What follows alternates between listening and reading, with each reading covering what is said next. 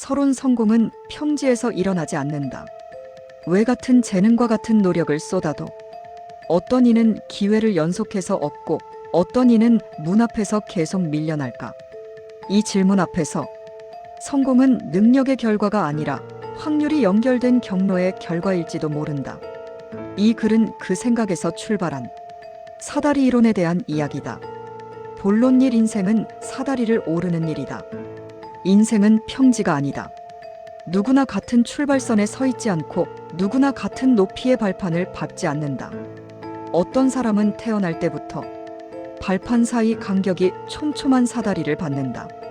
실수해도 떨어지지 않도록 난간이 설치된 사다리다. 반면 어떤 사람은 한 칸 한 칸이 너무 멀어 한 번만 헛디뎌도 아래로 추락하는 사다리에서 시작한다. 우리는 이 차이를 흔히 이렇게 부른다. 금수저, 흙수저, 환경, 운, 배경. 사다리 이론은 이 모든 것을 확률 구조의 차이로 설명한다. 본론 이 사다리는 어떻게 만들어지는가? 사다리는 단번에 완성되지 않는다. 다음과 같은 단들이 순서대로 연결된다. 출생 환경, 유전적 자산 지능, 외모, 신체, 기질, 교육과 성장 환경, 사회적 관계와 평판, 개인의 선택과 노력, 기회와 시대적 흐름, 성과 그리고 유지 혹은 소멸. 중요한 것은 이 단들이 서로 독립적이지 않다는 점이다.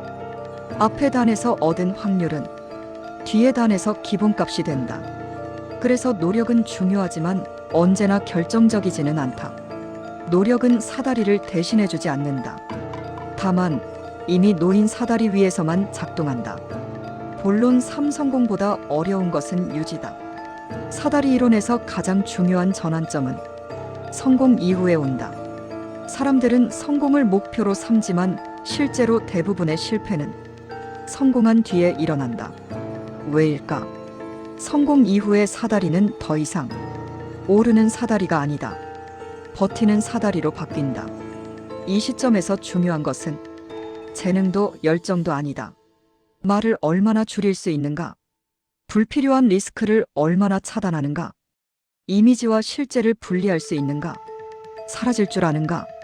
성공을 유지하는 사람들은 자신을 증명하려 들지 않고 다음 발언을 고민하고 노출을 관리한다. 그들은 더 이상 무엇을 할 것인가 보다 무엇을 하지 않을 것인가를 선택한다. 본론 사우리는 왜 자주 몰락을 본다고 느끼는가? 최근 우리는 몰락이라는 단어를 자주 본다. 그 사람의 능력이 갑자기 사라진 것은 아니다. 사다리 이론의 관점에서 보면 사다리가 개인을 더 이상 허용하지 않는 순간 사회 규범이 바뀌고 기대치가 바뀌고 허용 범위가 좁아진다. 그 변화에 적응하지 못한 사람은 여전히 같은 방식으로 행동하지만 그 행동이 더 이상 발판이 되지 않는다. 능력은 남아있는데 서 있을 곳이 사라진다. 이것이 우리가 목격하는 대부분의 몰락이다. 결론 2025년을 살아가는 사다리 위의 사람들에게 나는 지금 어떤 사다리를 오르고 있는가? 이 사다리는 어디서 가장 약한가? 내가 오늘 줄여야 할 행동은 무엇인가?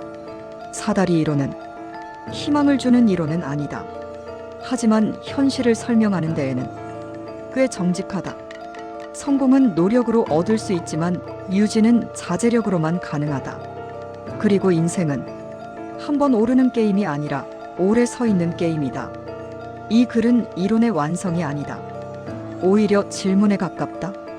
하지만 만약 이 글을 읽고 이건 내 이야기다라고 느낀 사람이 있다면 사다리 이론은 이미 첫 번째 발판을 밟은 셈이다.